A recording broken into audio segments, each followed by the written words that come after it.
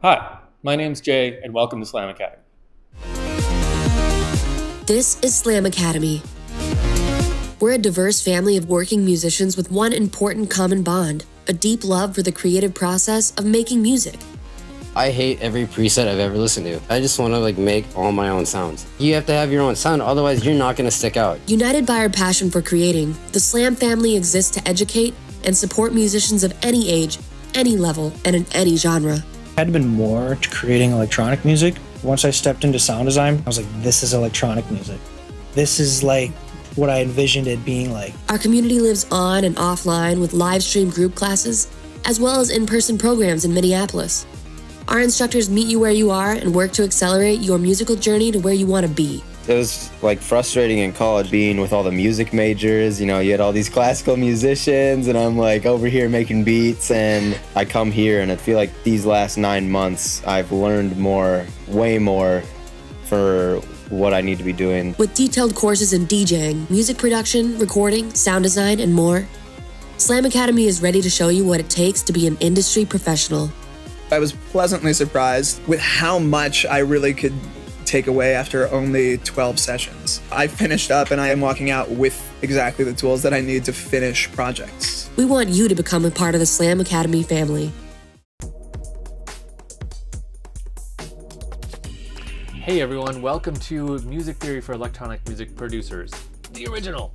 So, in this class, we're going to be covering everything you need to know about music theory from the electronic music producer perspective. We're not going to worry about notes and all that stuff. We're going to be using the MIDI grid to cover just about everything.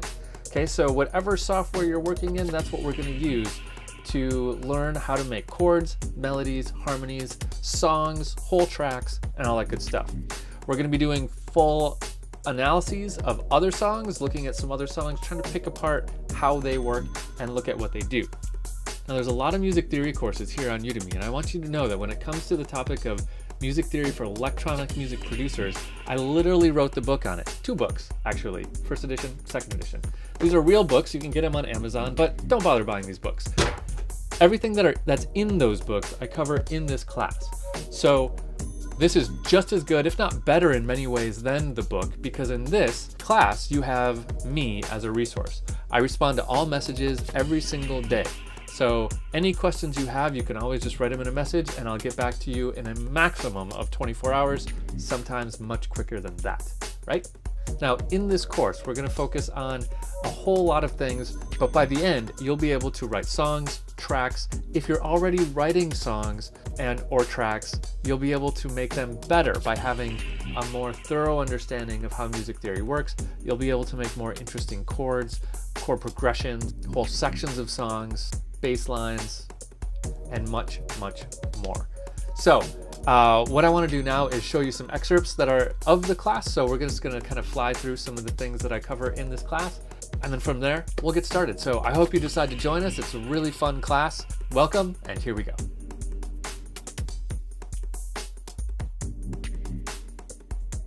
And then the pattern, the second half of the pattern is whole step, whole step, whole step, half step.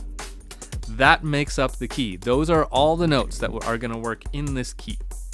They always will fall into this pattern of whole step, half step. Any key is an arrangement of major and minor chords, and some other ones sometimes. So a chord progression might sound dark, but still actually be in kind of a major key.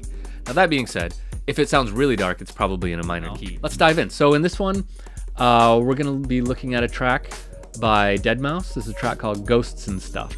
So let's just hear the first part of the track, and then we'll take a chord progression and find a melody that works on that chord progression. And we'll do it both ways. We'll also do, I have a melody, how do I figure out what chords to put on there? So we'll do kind of the chicken and the egg thing. Okay, I'm here, I've written this song, I've got a verse, right? What should I do for the chorus?